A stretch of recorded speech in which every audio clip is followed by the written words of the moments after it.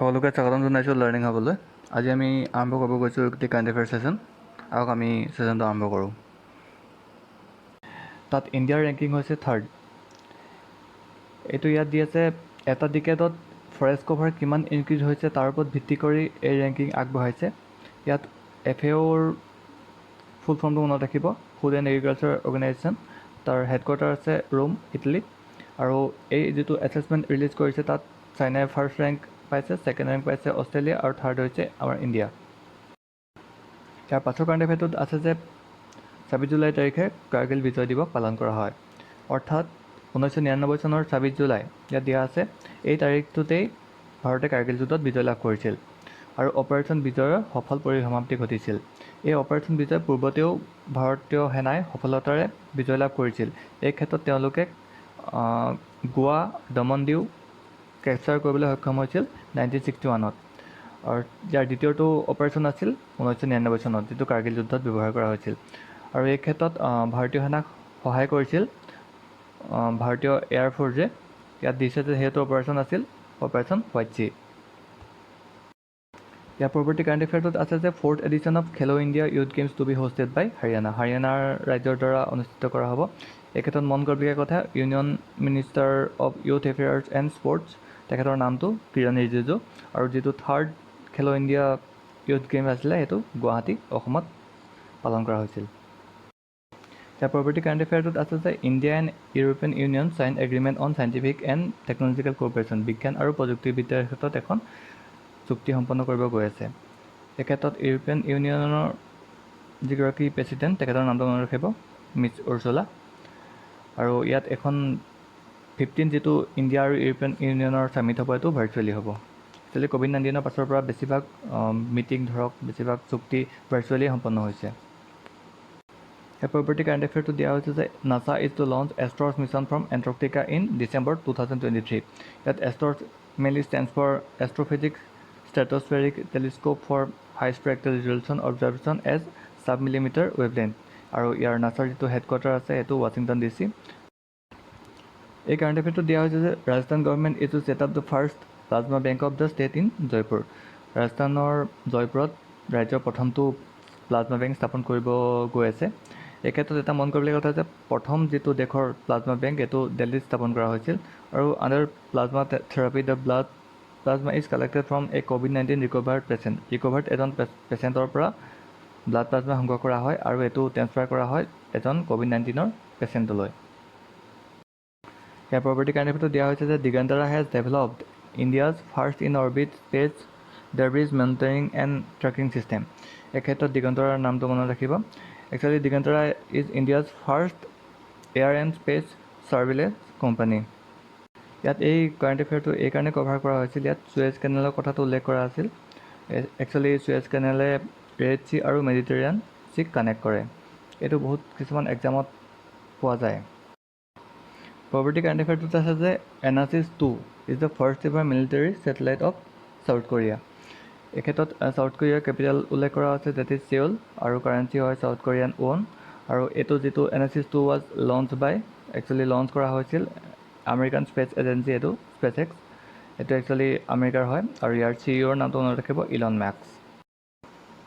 ইয়াৰ পৰৱৰ্তী কাৰেণ্ট এফেয়াৰটোত আছে যে national broadcasting day is celebrated on July 23rd। 23 July তাৰিখে পালন কৰা হয়। একচুৱেলি ভাৰতৰ প্ৰথম ৰেডিঅ' ব্ৰডকাষ্টটো হৈছিল জুলাই 23 তাৰিখে 1927ত। ইয়াৰ কাৰণে জুলাই 23 তাৰিখটো নেশ্যনেল ব্ৰডকাষ্টিং ডে হিচাপে পালন কৰা হয়। এই ক্ষেত্ৰত আৰু এটা মন কৰিবলগীয়া কথা যে all India radio' was establish on 8 June 1936। ইয়াৰ পৰৱৰ্তী কাৰেণ্ট এফেয়াৰটোত আছে যে China launches its first Mars probe. Actually মংগল অভিযানৰ কথা কৈছে আৰু ইয়াৰ নামটো হৈছে টিয়ানৱেন-1। ইয়াৰ পৰৱৰ্তী কাৰেণ্ট এফেয়াৰটো পাৰ্চন ইন নিউজ হয়। ইয়াত Sahil Seth as appointed as advisory for BRICS CCI। CCI stands for chamber of commerce and industry. এই ক্ষেত্ৰত BRICS is consist of mainly 5 nations. ইয়াত 5খন দেশৰ নাম উল্লেখ আছে, ব্ৰাজিল, ৰাছিয়া, ইণ্ডিয়া, চাইনা আৰু চাউথ আফ্ৰিকা। চাউথ আফ্ৰিকা শেহতীয়াকৈ 2010ত অন্তৰ্ভুক্ত হৈছে ব্ৰিক্সত। আৰু ইয়াত যিটো ব্ৰিক্স এষ্টাব্লিছ হৈছিল 2009ত।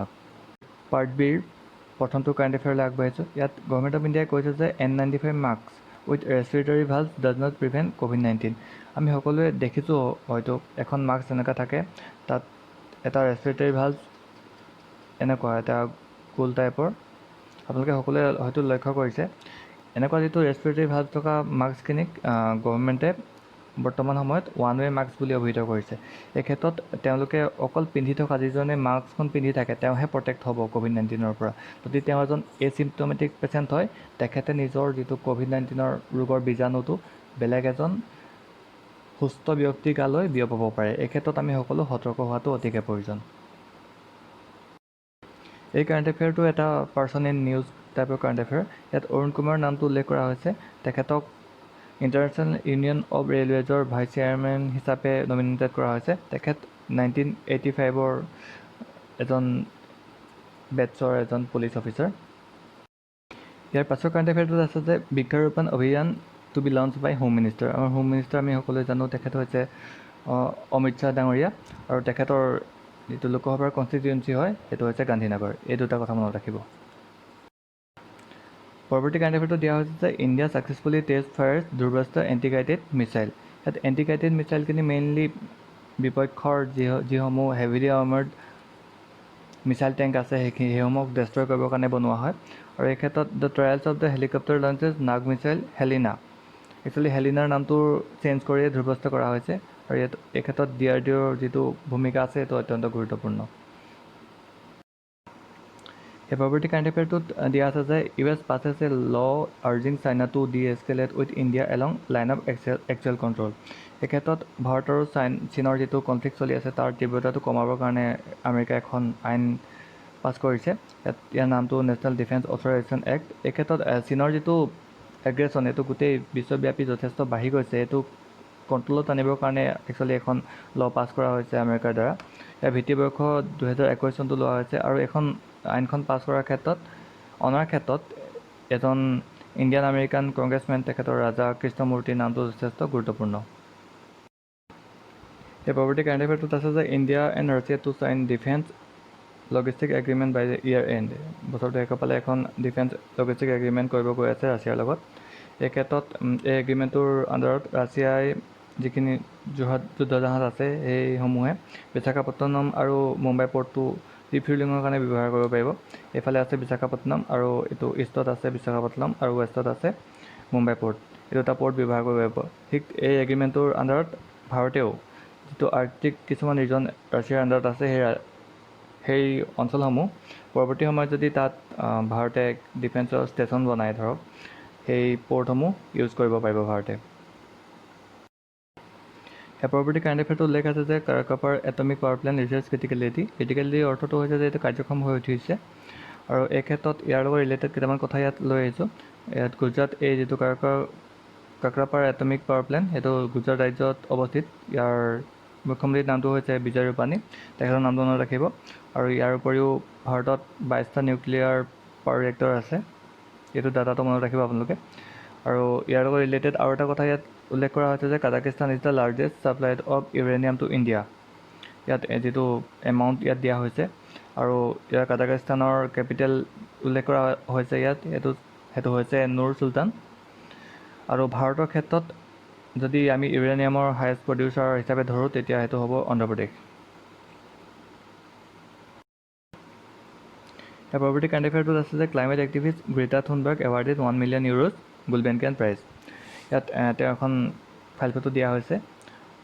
তেওঁ ৰাষ্ট্ৰসংঘৰ জেনেৰেল এছেম্বলিত দিয়া এটা ভাষণৰ বাবে যথেষ্ট জনপ্ৰিয়তা লাভ কৰিছিল।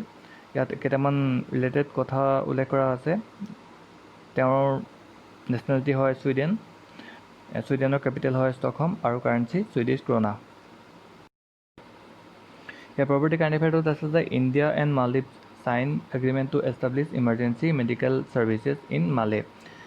জৰুৰীকালীন মেডিকেল সেৱাৰ ক্ষেত্ৰত এখন চুক্তি সম্পন্ন কৰিছে ভাৰত আৰু মালদ্বীপে। ইয়াত মালদ্বীপৰ ৰাজধানী উল্লেখ আছে, ইট ইজ মালে। ইয়াৰ পূৰ্বতেও সমুদ্ৰ সেতু এখন আছিল। ইণ্ডিয়াই লঞ্চ কৰিছিল এটা অপাৰেশ্যন, যাৰ দ্বাৰা মালদ্বীপত যিসকল ইণ্ডিয়ান আছিল ক'ভিড ক্ৰাইচিছৰ সময়ত সেইসমূহক সুকলমে ইণ্ডিয়ালৈ উভতাই অনা হৈছিল। ইয়াৰ পৰৱৰ্তী কাৰেণ্ট এফেয়াৰটোত উল্লেখ আছে যে India business council to host 45th India ideas summit to 2020 ইয়াত এই সামিটখনৰ মেইন ফ'কাছটো হ'ব বিল্ডিং এ বেটাৰ ফিউচাৰ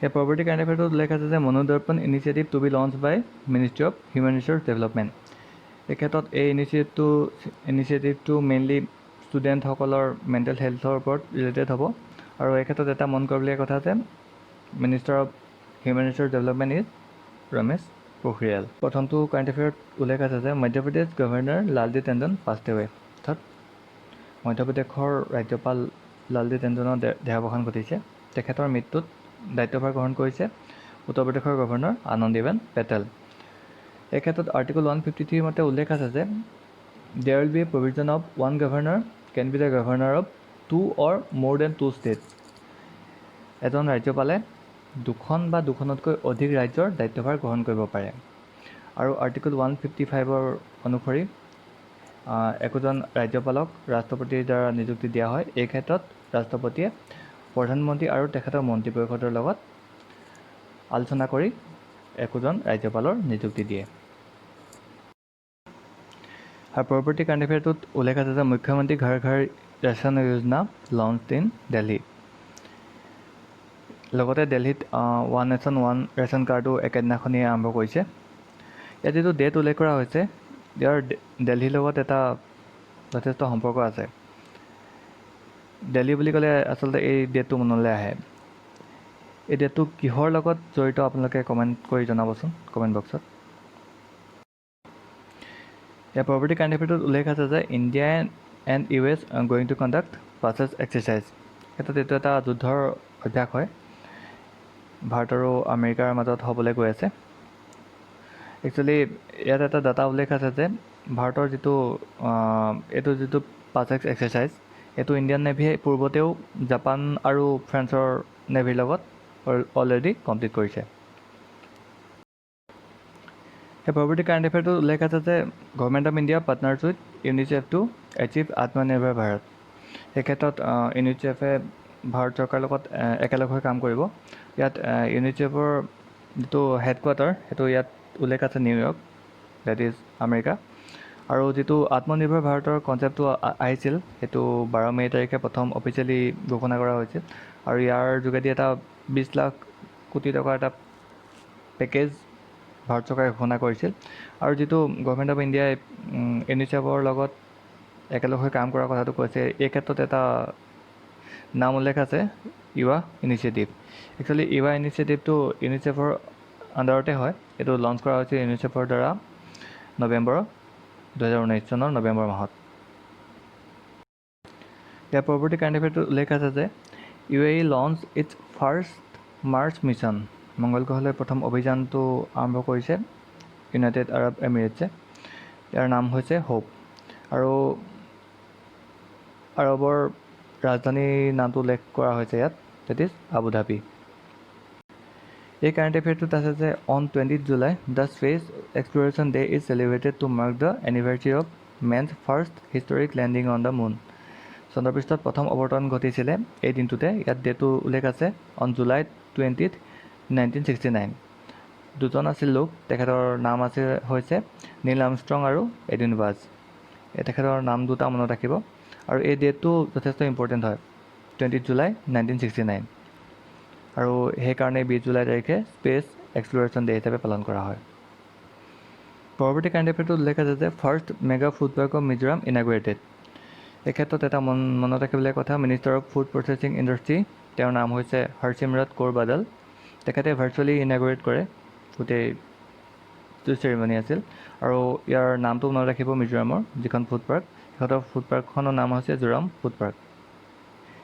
ইয়াৰ পৰৱৰ্তী কাৰেণ্ট এফেয়াৰটোত উল্লেখ আছে যে India revived preferential trade agreement with South African custom union it is SACU actually এইটো South African custom union is comprise of South Africa Namibia Lesotho Botswana আৰু Eswatini এইখন দেশৰ লগ হৈ গঠন হৈছে আৰু শেষত আহোঁ এই সপ্তাহটোত বিভিন্ন নিউজত অহা কেইখনমান চৰকাৰী আঁচনিৰ নাম এই ক্ষেত্ৰত প্ৰথমখন আছে কুমাৰ সশস্তিকৰণ যোজনা এখন মেইনলি লঞ্চ কৰা হৈছিল KVIC দ্বাৰা KVICৰ এটা ষ্টেচুৰেটৰী বডি হয় এইটো এষ্টাব্লিছ হৈছিল 1956 under khadi and glaze industries commission act, এই নামটো মনত ৰাখিব।